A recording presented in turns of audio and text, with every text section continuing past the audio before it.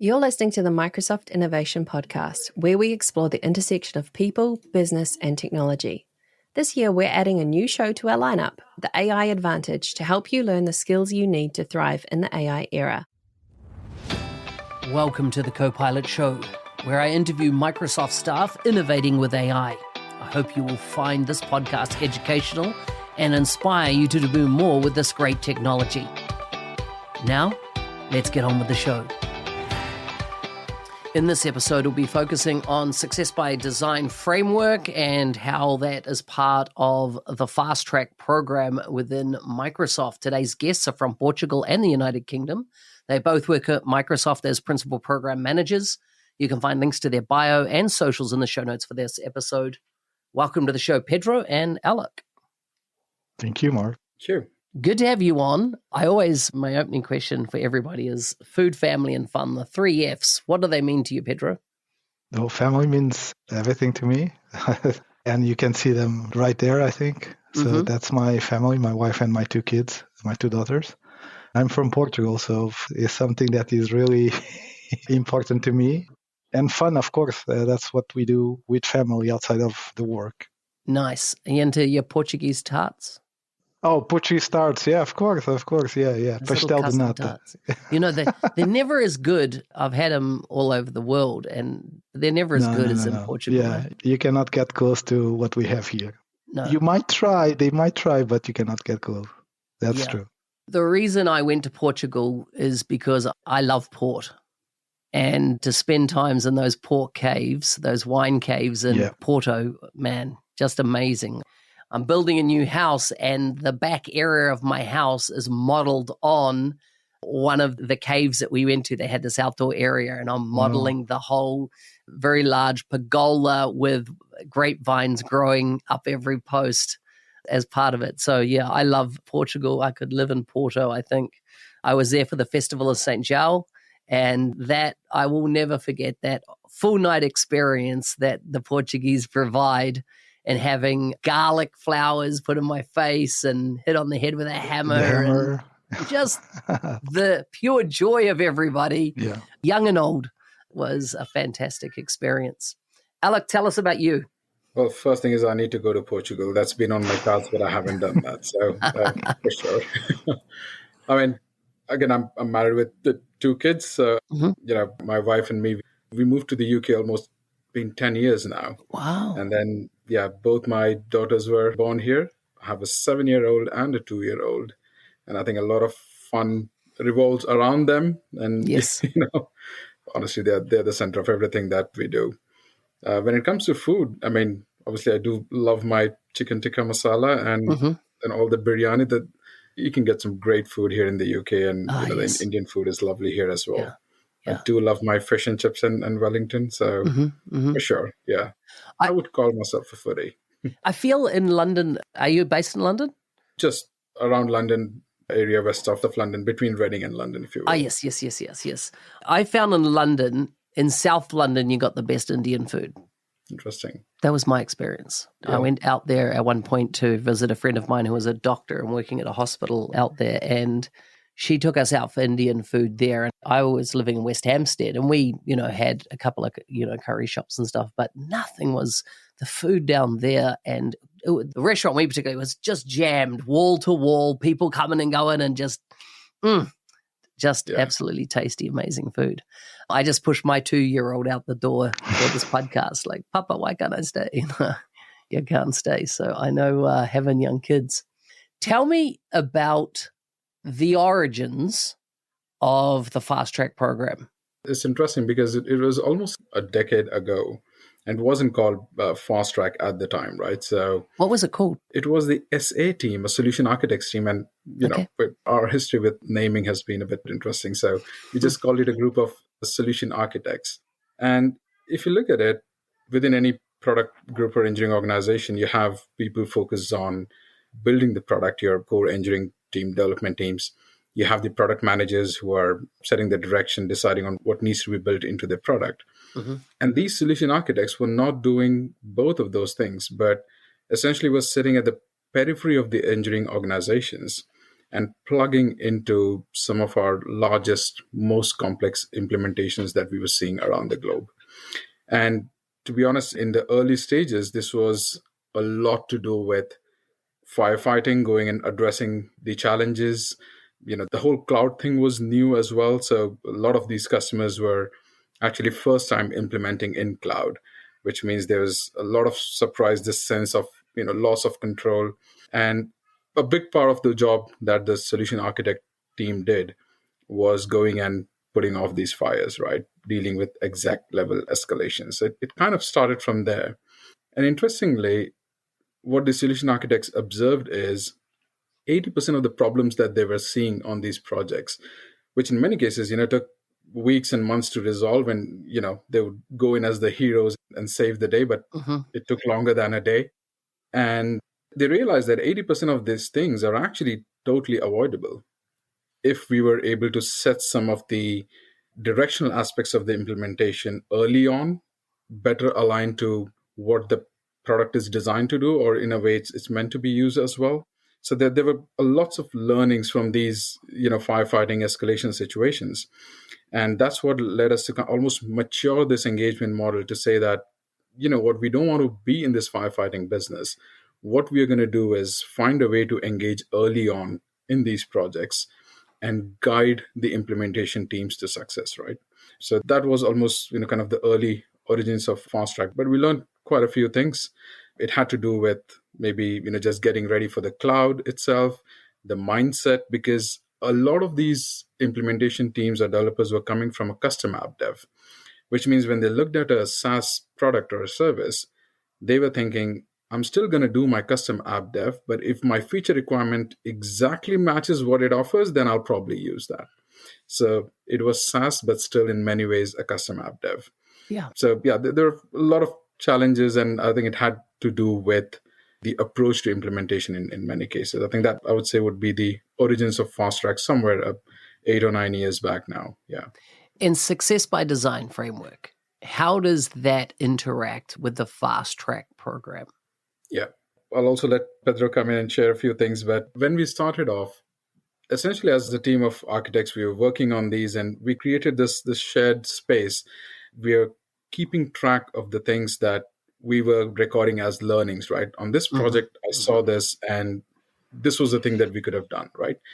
And that shared Excel essentially became, a set of learnings that we learned from, maybe hundreds of projects at the time.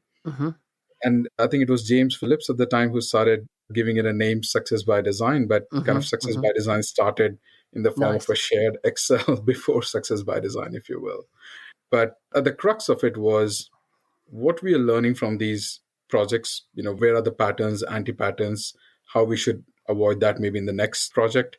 And then also understanding from a product perspective, what can we improve to make sure that our customers and partners are not running into those challenges. So there were two sides of the equation. One was, guidance and direction, best practices on the implementation projects to our partners and customers, but also on the other side, bringing that back into our engineering and product teams as well. I think that was super fundamental to improve the overall maturity of the product and, how we guide our partners to go and implement it as well. So it was an internal team, as in Success by Design, as internal Microsoft engineers and their experience on these projects, and then out of that grew FastTrack. Prior to cloud, we had on-prem, and we had a framework similar called Dynamics 365 SureStep. And did any artifacts, or because that used to be a massive library of templates, you'd have your fit gap analysis documentation, you would have, your scoping documents, you'd have your architectural documents, a whole range of library of assets back in the day. Is this the natural iteration of what that was an on-prem world kind of tooling, and then we now in the FastTrack with Success by Design being the cloud equivalent? I think it's interesting because when we started off with this, it wasn't really for us an evolution of SureStep. It was, I would say, not a theoretical or an academic exercise, but really the things that we were just seeing on the ground and almost sharing with each other that, this is where we can go and avoid these specific challenges, or how do we shape the work that the implementation team is doing. So I wouldn't say that success by design is an evolution of what we had from a SureStep perspective, but also SureStep, or the methodologies that our partners used, that had evolved significantly. And I think every partner had a different way of doing it, their own kind of flavor of methodology. And going and trying to impose a new methodology, we didn't think was the right thing and wasn't even necessary to drive the success that we were looking for. If we look at FastTrack now, and we're 9-10 years on, how many projects are potentially, and I know you might not have an exact figure, representing this data set now? Like, in other words, and the reason I asked, last time I heard, I don't know how long ago this is, about 30,000 projects have fed into the body of work that makes up Success by Design and the FastTrack program. Is that kind of still a representative number, or is it higher? Or yeah, I think, and I don't know when we started kind of counting once some of these programs were formalized, but at least from the time that I've been in the team and we formally announced, Success by Design, our implementation guides and frameworks, etc., we have over 8,000 to 10,000 projects for sure that have gone live with FastTrack and have adopted Success by Design. That's the number that I've seen. And those might be more, sorry, Mark, just to say one thing. When we type of engagement, it was in one-to-many. There was one FastTrack solution architect working with many customers. Yes. But since then, we've onboarded partners. So I think that Alok was mentioning that we have now 120 partners, and they're also using or leveraging Success by Design framework with their customers. So if you just imagine the scale of it, right? So now it's not one FastTrack solution architect working with many customers. It's also partners working with all of their customers, right? Which kind of grows those numbers by a lot. Yeah. For sure. There's been a stat round, and I can trace back, there's an academic report that's been done on it, and it's only top of mind for me because I'm currently writing a book on project failures and, how to make projects successful, more to the point. But there's a stat around 70% of all software projects fail because of not having a kind of, one, user adoption is a big part of it, but really not having a framework around. Have you noticed that, with the program being in place, that number has turned to much more success over time? Back when I started my career in the space, there was a undocumented thing known as Microsoft Make It Right money. And that was where Microsoft didn't want to suffer brand reputational risk because a partner had basically skewed a project, right? And, I remember being pulled on one project, it was sold, and you think this was 15 years ago, is sold for $800,000. I was called in when it got to 1.8 million as to what has gone wrong. And when you looked at it, it was fundamental stuff, right? No project governance, no project management, no change management. It wasn't, and of course, what does a customer do? Oh, the tech is broken, right? I remember being pulled in Canberra in Australia by Microsoft to talk to I think it was the second largest agency, big Dynamics implementation of them going, the product's broken. Took me a quick look to see that the product wasn't broken. People had over-engineered, done stuff that was back then outside the SDK in breach of it because they didn't even know that SDK existed type thing. And yet they get called on these big projects. And so have you seen a turn of the tide to the projects that have been under the covering being much more successful as a standard, like Success by Design, rather than the failures that we've seen in software projects in the past?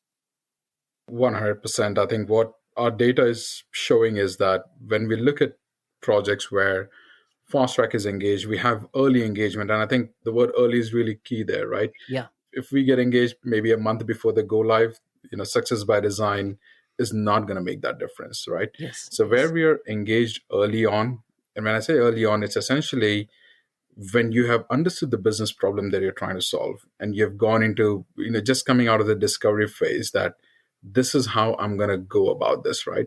Mm-hmm. That's the perfect time to start using the Success by Design framework, some of the reviews that we have, like the solution blueprint review, and engaging with the FastTrack architect if you have one on your project, right? Mm-hmm. And doing that has shown that the adoption is higher. I think when we looked at the numbers last, and this was a few years back, it was 2.2x higher adoption we have seen on those projects.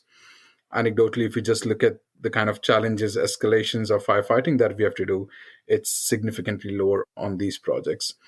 And the best part is what we have seen here is that these projects are the ones who are more likely to benefit from the future capabilities and the features that are coming, because the way this has been built, you're more aligned to our product direction, right? So I think that's been, I would say, the key to our success and the whole demand that we have seen for this program. Mm-hmm.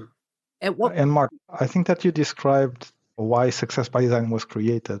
Exactly what you were describing, I think that Alok was also laughing, because you were describing the issues that we encounter, right? Sometimes just moving to the cloud and copying or mimicking what was in on-premise and trying to replicate it to online, like all of those scenarios, that's what we started documenting, right? And especially how to avoid them and how to identify them in an early stage. That's why Alok is saying that is important for us to start engaging in an early stage and not just before the go live. Yeah. At what point did you go, you know what, if we're going to get the scale, we need to bring partners and we need to kind of make sure they've been trained in the way, as what good looks like, get them to understand it, get them to use the same nomenclature, talk about it the same way, and really implement those success principles. How did that come about? For me, I was in Atlanta when James Phillips on stage announced the first raft of outside Microsoft FastTrack Recognized Solution Architects. Yeah. And that was very prestigious recognition. When was that, what was the thinking around deciding? Was it just purely scale? I think it's a great question, because if we look at the whole kind of the FastTrack model, and when we started working with one customer at a time, and when we're very early stages of this program, right, we face a couple of challenges. And I'll be candid here that with some of the partners, they felt that Microsoft is coming and auditing the work that they're doing. 100%. Like I was there. I was that type of partner going, what the frick? I don't need you. I'm smarter than you. Kind of, It felt like, are we going to do things that are going to make the partner look bad in front of the customer, right? Totally. So that was one challenge. The other thing was, when we signed this SOW, we never accounted for the time that we're going to spend with FastTrack. You're going to ask us to go this solution blueprint review. You're asking us to do the go live readiness. These things are not accounted for. So who's actually going to pay for this time, right? Yes. So in super early stage of FastTrack, we started seeing these challenges. And I think it took us some time to actually create that clarity with the partner community that, this is not actually we coming and auditing. We are saying that let's collaborate really, really early. We set the direction right. And the product is evolving very quickly. There's a lot changing. And I think we have been there around when we moved to the one version. I don't know if you remember that one version move, unified interface move as well. So there were a lot of shifts that were happening, right? And also partners and customers, they were both struggling with this constant change that's coming, right? Where do I go for direction? Where do I go get help around this? And that's where I think the value of the FastTrack became more and more clear. Now, they're not here to audit. They are helping us better align to where Microsoft is going. And this is a very fast-moving space, right? That realization actually then made it super clear that actually this is Microsoft's investment into success rather than auditing. And it did feel like audit when things went wrong and we came in really late, right? You're like, but why didn't you do it this way? At that point, it does feel like audit. And honestly, it makes everyone look bad. The partner, Microsoft, and in many cases, the approach that customer has pushed for as well, right?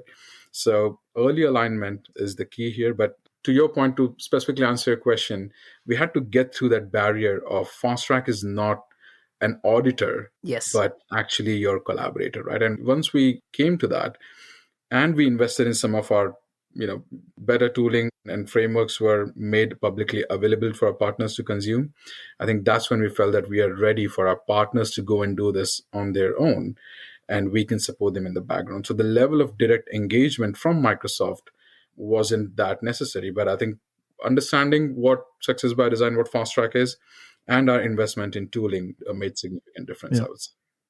And that second one, investment, we had to wait for the moment to come because we started, like Alok was explaining before, we started this with a simple spreadsheet. That's how it was born, right? It was a spreadsheet, everyone chiming in and providing their understanding and their learnings in an Excel spreadsheet. We've moved that to a proper tool where everyone collaborates as well to enrich the knowledge base.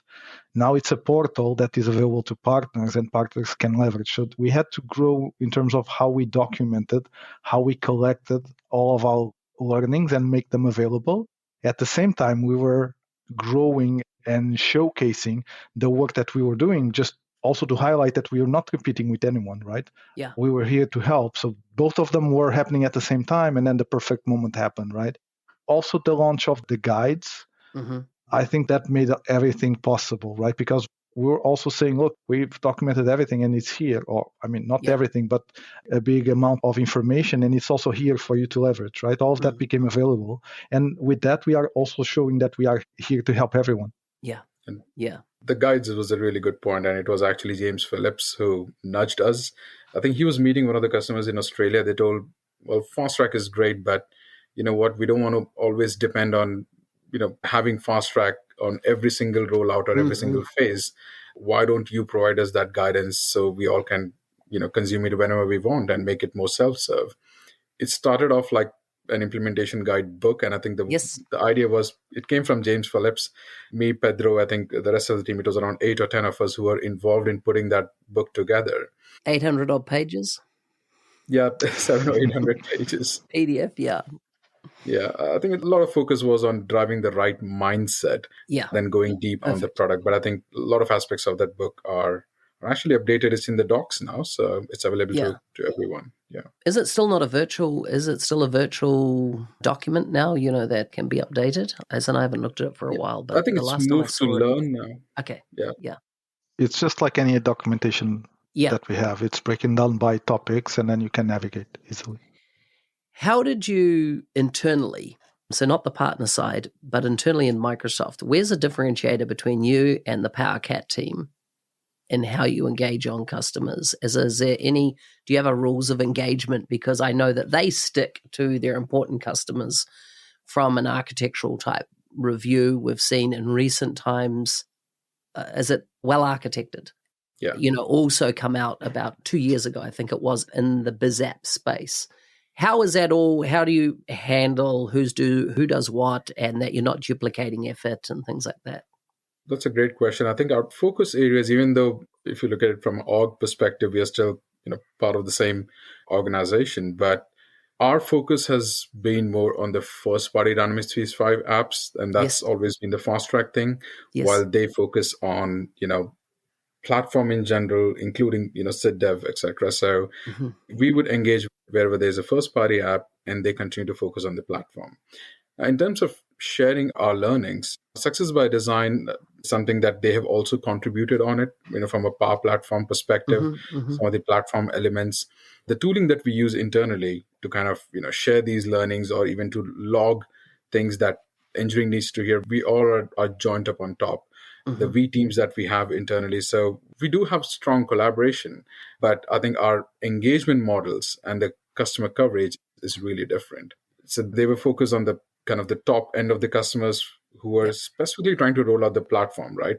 And get that SID dev going, versus we were always on the first party. The good thing is that when it comes to implementation portal, and how the tooling is evolving in the near future, onboard the PowerCat team as well. Yeah. And they'll start bringing their resources. So from a partner perspective, it's going to be one place for them to collaborate and track all the engagements. So perfect. Yeah.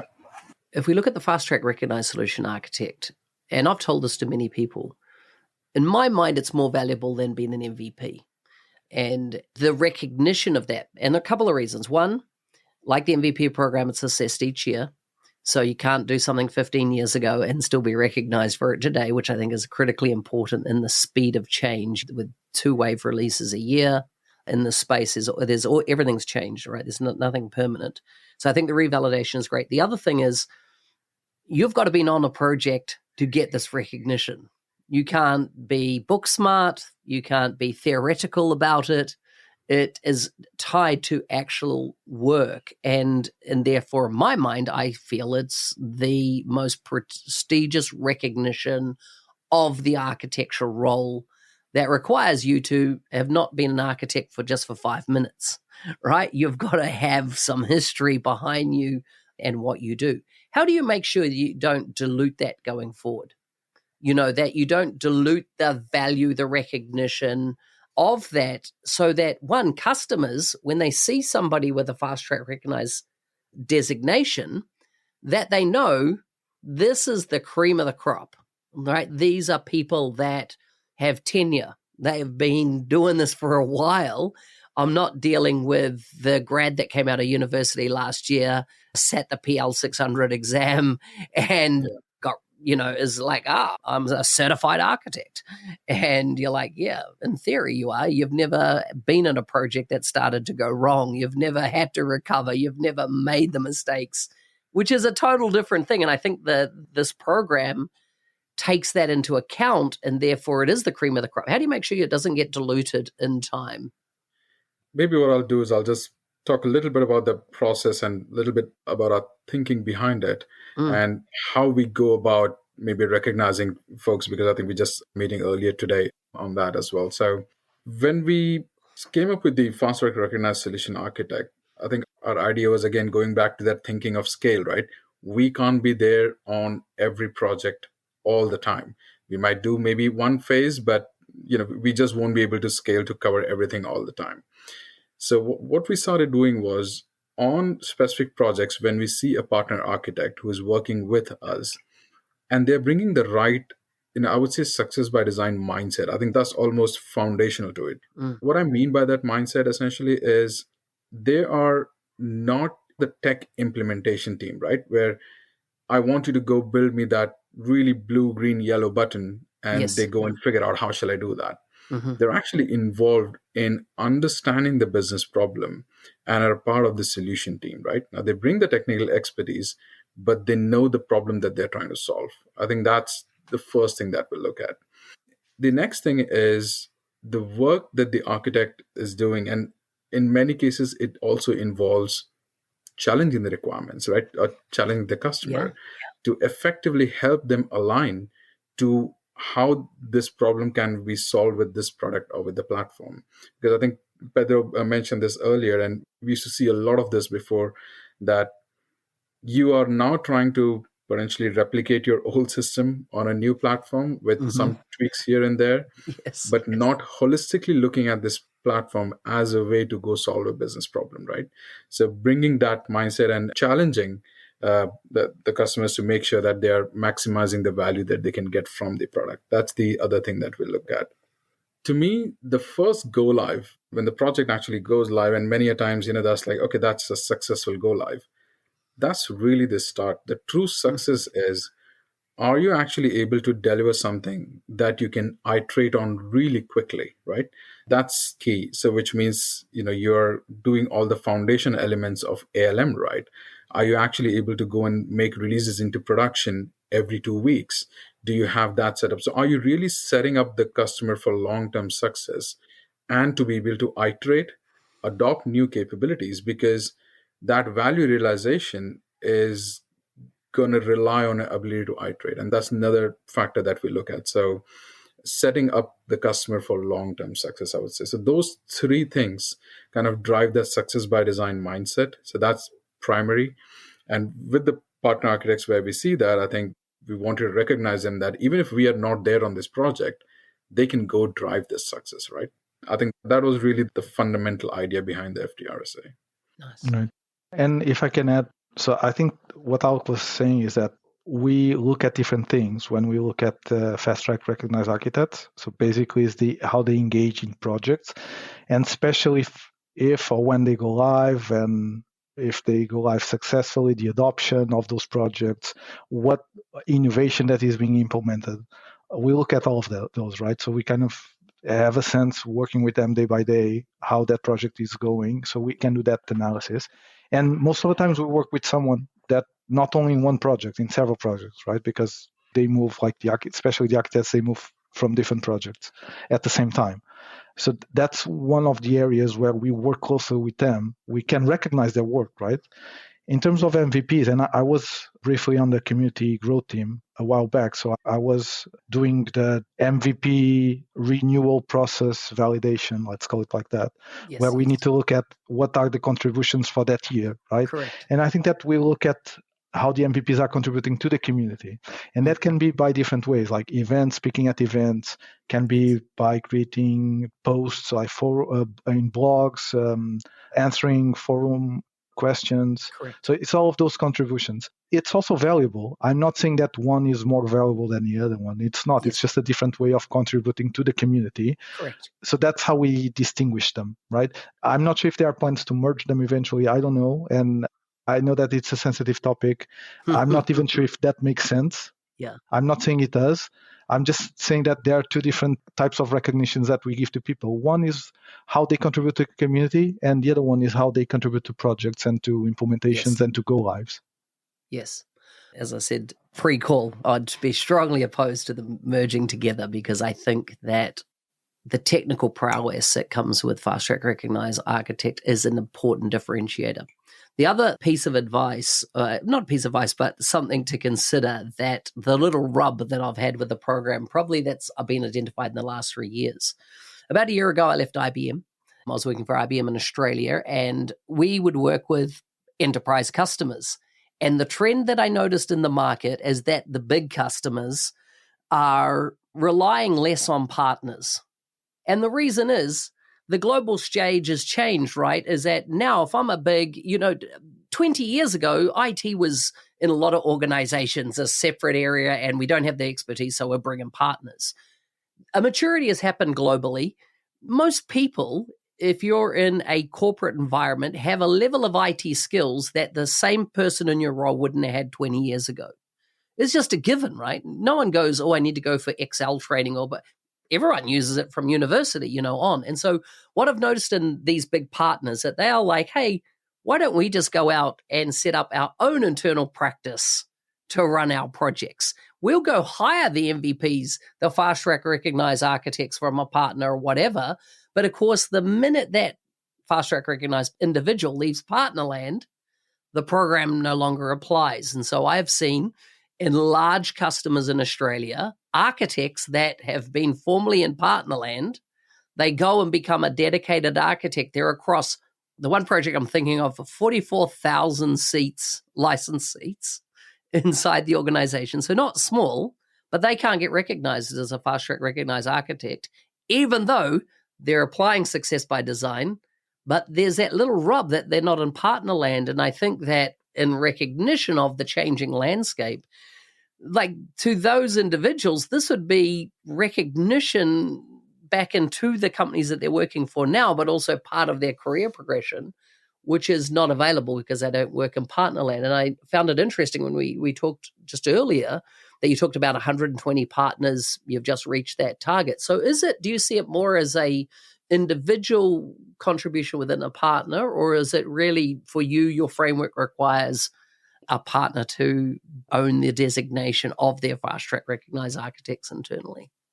Yeah, I think it's a very interesting point that you mentioned. I think we can maybe talk about this whole trend of, in-house teams and, what's the perspective on that. But when we fundamentally started with the FastTrack Recognized Solution Architect, this came from our partner success team. So the team that was aligned to partner success, it's they who essentially started off this program, and they partnered with FastTrack to say that, we want to get the signal from you on who are these recognized who are the architects within the partner community that we should recognize for their good work, right? So the program is fundamentally aligned to our partner success program.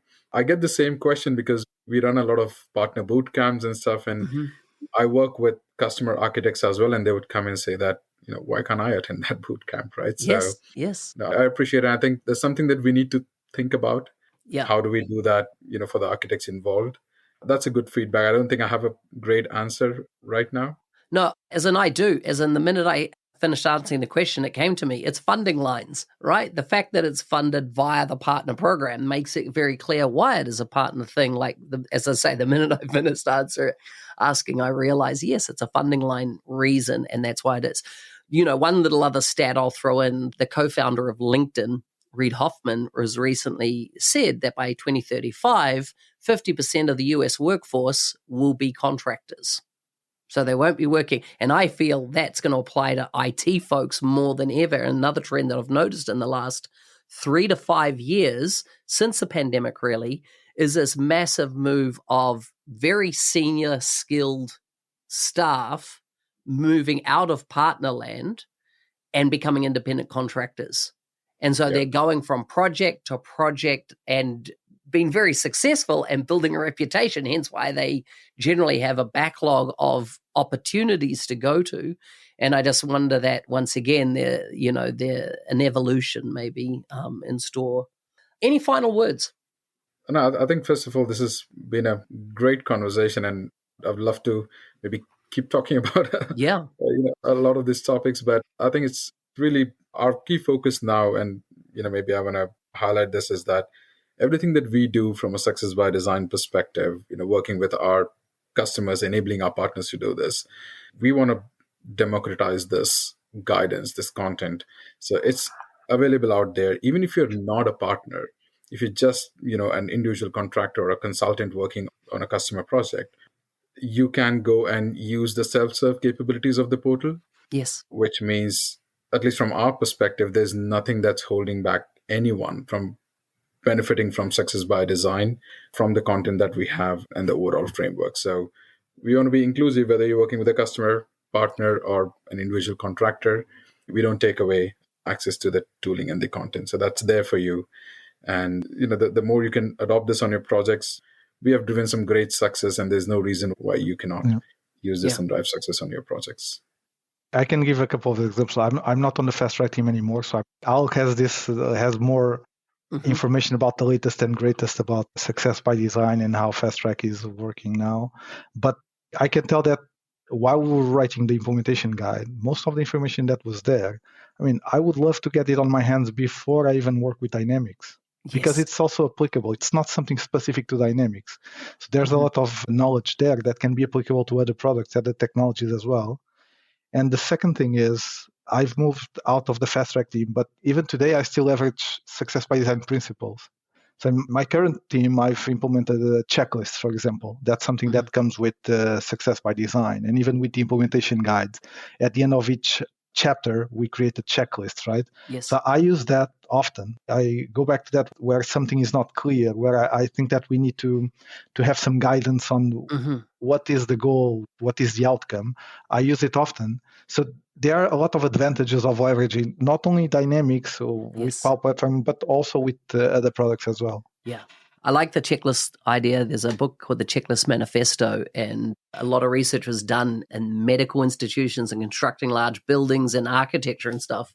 And they found that consistent success were those that implemented checklists. So it's that mindset, right? It's that those fundamentals, it was James Phillips who insisted that we have a checklist at the end of every chapter.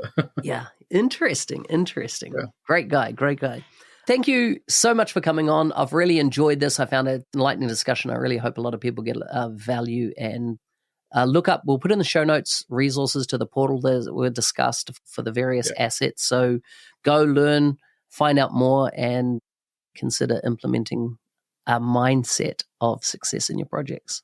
Great chat. Thanks, Mark.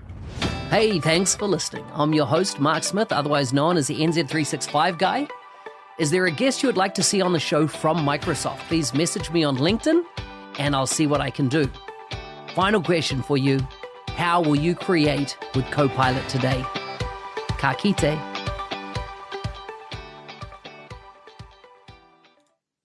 Are you ready to accelerate your career in the Microsoft ecosystem?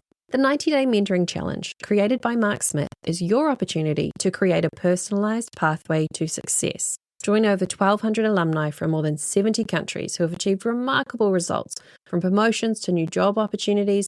Take it from Nathan, who said, since completing the 90-Day Mentoring Challenge, I've become an MVP in business applications and doubled my income. Or from Parvez, who shares, I've never felt as inspired or energized about my career as I do now. Sign up at arcor.nz365guide.com. You can find the link in the show notes. And if you use the code podcast, you'll get 10% off.